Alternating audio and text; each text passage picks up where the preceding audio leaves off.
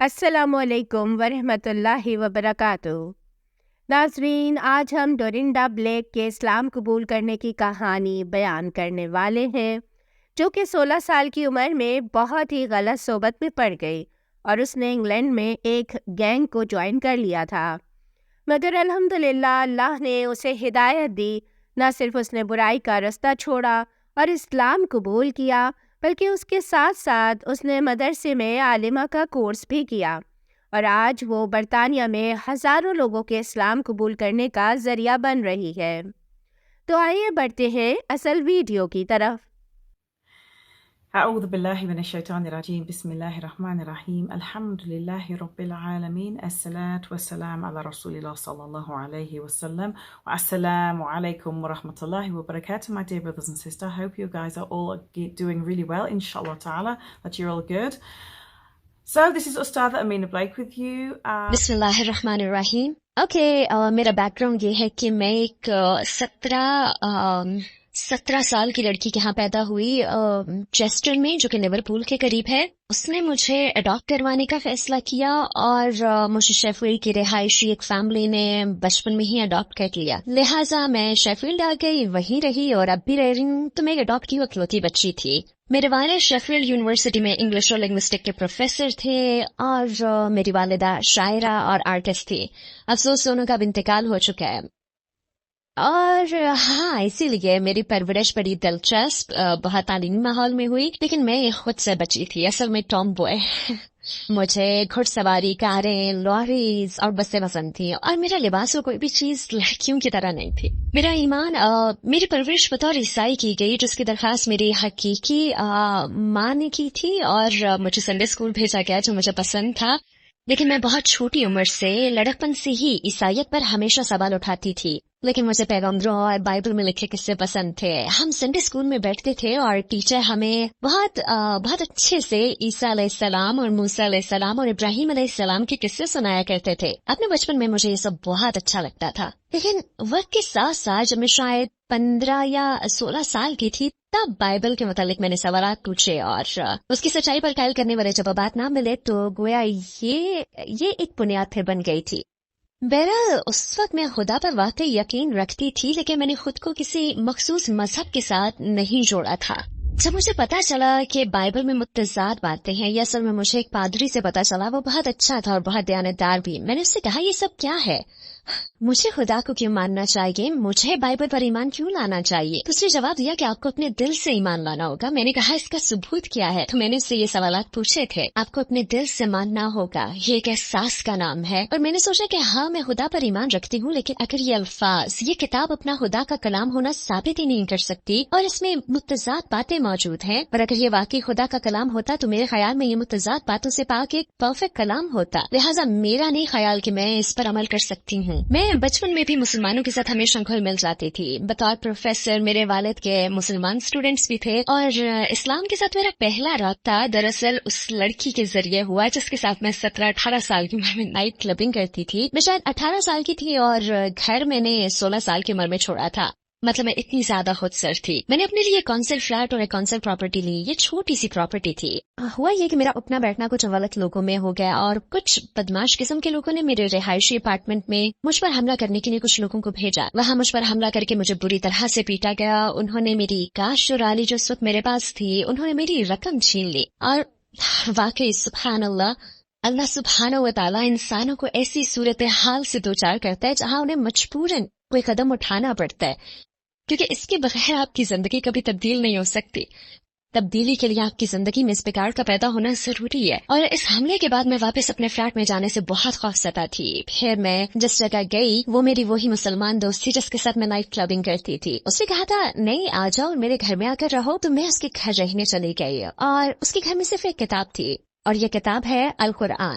اور قرآن یہ انگلش اور عربی کا ورژن تھا. چونکہ میں بور ہو جانے والی ٹین ایجر تھی، بور ہو رہی تھی، تو میں نے اس کتاب کو دیکھا اور اس سے کہا کیا میں اسے دیکھ سکتی ہوں؟ اس نے کہا ٹھیک ہے، جاؤ اپنے ہاتھ منہ دھو لو، پھر تم کتاب کھول کر پڑھ سکتی ہو۔ تو میں نے کتاب کھولی اور میں نے دیکھا سبحان اللہ، میں نے وہ قصے دیکھے جنہیں اپنے سنڈے اسکول میں دیکھا اور پسند کیا تھا۔ میں نے سوچا واو، یہ تو اسکول والی جانی پہچانی چیزیں ہیں۔ یہ بات قابل ذکر ہے کہ مغربی اسکولوں میں آپ کو عیسائیت اور اسلام دو بالکل مختلف چیزوں کے طور پر پڑھائے جاتے ہیں۔ خدا اور اللہ کے درمیان موازنے کا کوئی اختیار نہیں ہے۔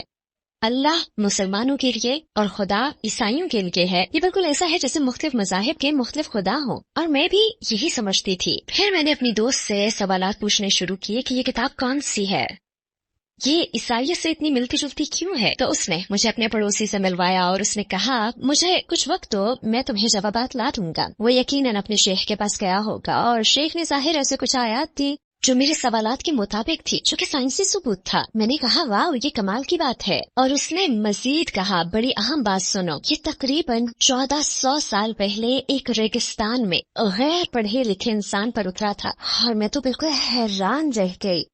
واو۔ پھر اس بھائی نے ہمیں الرسالہ پیغام نامی ویڈیو دی، یہ 2.5 یا 3 گھنٹے کی تھی، مجھے ٹھیک سے یاد نہیں۔ اللہ سبحانہ و تعالیٰ مجھے فلم کے اس اہم آخری حصے میں اس کمرے میں لائے جہاں کونے میں ٹی وی رکھا تھا، جب بلال رضی اللہ تعالیٰ عنہ کعبے پر چڑھ کر آذان دیتے تھے۔ جب میں نے آذان سنی تو ایسا لگا جیسے میرا پورا جسم ایک نرم و گرم احساس میں ڈوب گیا ہو، جیسے اس احساس نے مجھے ڈھانپ لیا ہو۔ یقیناً یہ ایمان کی مٹھاس ہے جو مجھے ملی، ایمان کی مٹھاس۔ مجھے اپنی دوست کی طرف مڑنا اور یہ کہنا یاد ہے میں مسلمان ہونا چاہتی ہوں، ابھی اور اسی وقت۔ چونکہ یہ 9/11 سے پہلے کا واقعہ ہے، اس لیے میرے خیال میں یہ کافی آسان تھا، کیونکہ اس وقت برطانوی معاشرے میں ملٹی کلچرلزم کا عنصر موجود تھا۔ مسلمان ہونے کے بعد مجھے اپنے والدین کے پاس جانا اور بے پرواہی سے انہیں بتانا یاد ہے، اور میرے خیال میں بہت سے نو مسلم یہی کرتے ہیں۔ میرے والد کا خیال تھا کہ یہ وقتی ابال ہے، اور میری والدہ پریشان تھی کہ مجھ سے زیادتی ہوگی، کام نہیں کرنے دیا جائے گا، اور اسی قسم کے خدشات۔ تو وہ فکر مند ضرور تھے، لیکن اتنے فکر مند نہیں تھے جتنے کہ اب مسلمان ہونے والے بچوں کے والدین یا فیملی ممبرز پریشان ہوتے ہیں۔ انہوں نے شروع میں مجھے سنجیدہ نہیں لیا، لیکن انہوں نے دیکھا کہ اسلام نے مجھے جذباتی استحکام دیا ہے اور مجھے کافی زیادہ سمجھدار اور کم ضدی بنا دیا ہے۔ میں اب کافی رحم دل اچھی انسان بن گئی تھی الحمدللہ، اور میرے خیال میں انہوں نے سوچا کہ اسلام میرے لیے نقصان دہ نہیں بلکہ کافی اچھا رہا تھا۔ میرے خیال میں ایک بہت بڑا چیلنج علم حاصل کرنا تھا۔ مجھ میں علم حاصل کرنے کی بہت تڑپ تھی۔ میں مسلمان ہونے کے حوالے سے بہت ایکسائٹڈ تھی، اور جب میں مسلمان ہوئی تو لا الہ الا اللہ کے سوا کچھ نہیں جانتی تھی، بس اتنا ہی۔ لیکن میں سوچتی تھی کہ جیسے میں دنیا کی سب سے بڑی داعیہ ہوں، کیونکہ میرے پاس یہ نئی چیز ہے، اور میں نے سوچا کہ مجھے علم حاصل کرنا ہوگا۔ اگر مجھے اسلام کا یہ خوبصورت پیغام دینا ہے تو مجھے علم حاصل کرنا ہوگا، اور یہ میرے سفر کا اگلا حصہ تھا۔ تو میں اپنی دوستوں سے کہتی کہ مجھے نماز سکھائیں۔ میں نماز پڑھنے کے لیے بےتاب تھی، میں پوچھتی رہتی، اور میں تب بہت جھنجھلا گئی جب کوئی بھی مجھے نماز پڑھنا نہیں سکھا سکا۔ ہر کوئی کہتا انشاءاللہ، مگر کچھ بھی نہیں ہوا۔ اور ایسا اس وقت تک ہوتا رہا جب مجھے یہ احساس ہوا کہ دراصل مجھے لوگوں سے مدد نہیں مانگنی چاہیے، کیونکہ یہ پہلی جائے پناہ نہیں ہے۔ پہلی جائے پناہ تو اللہ سبحانہ و تعالیٰ سے مدد مانگنا ہے۔ پھر فون باکس میں ایک لڑکا دکھائی دیا، وہ لمبا اونچا مخلوط نسل کا لڑکا تھا۔ وہ فون باکس سے مجھے دیکھ رہا تھا، اور اچانک اس نے فون باکس کھولا اور اپنا سر باہر نکال کر پوچھا تم مسلمان ہو؟ پھر اس نے کہا ذرا رکو۔ مطلب اتنا لمبا چوڑا آدمی جب آپ کو رکنے کا کہے تو رکنے کے سوا کوئی چارہ نہیں نا، لہٰذا میں انتظار کر رہی تھی۔ اس نے فون اٹھایا اور ایک نمبر ملایا، اور پھر فون باکس سے فون ہاتھ میں لے کر باہر لے آیا اور کہا یہ سسٹر ٹریسی ہیں، ان سے بات کرو۔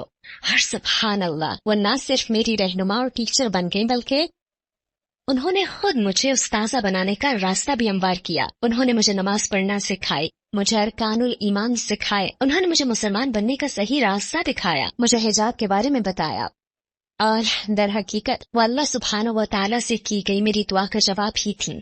سبحان اللہ۔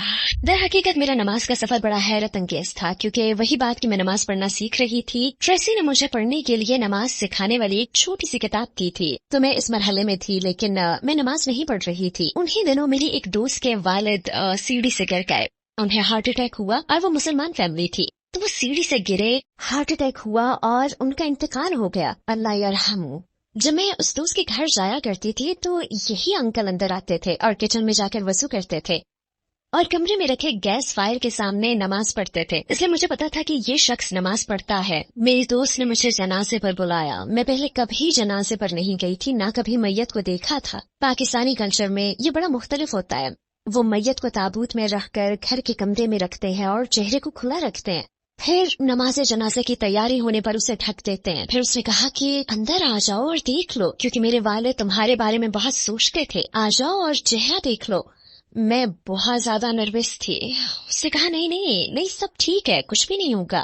اور میں نے اس تابوت میں دیکھا، اور جب میں وہاں بیٹھی تو واللہ العظیم وہ بھائی وہاں لیٹے مسکرا رہے تھے۔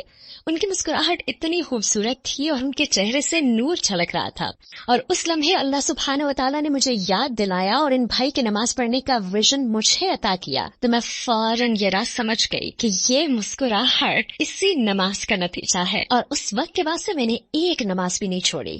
اسلاموفوبیا آج کی دنیا میں واقعی بڑھ رہا ہے، میڈیا اس کے لیے بہت بڑا پلیٹ فارم ہے۔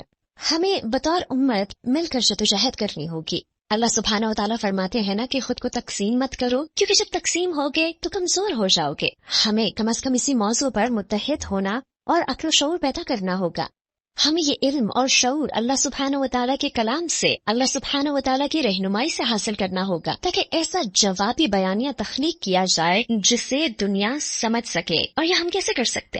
یہ فیصلہ کرنا ہمارا کام ہے، لیکن اب ہم ہاتھ پر ہاتھ دھرے خاموش نہیں بیٹھ سکتے، کیونکہ جب آپ خاموش ہوتے ہیں تو ایک خالی جگہ بن جاتی ہے، اور خالی جگہ کو کوئی نہ کوئی چیز ضرور پر کرتی ہے، اور اس وقت یہ منفی سوچوں سے پر ہے۔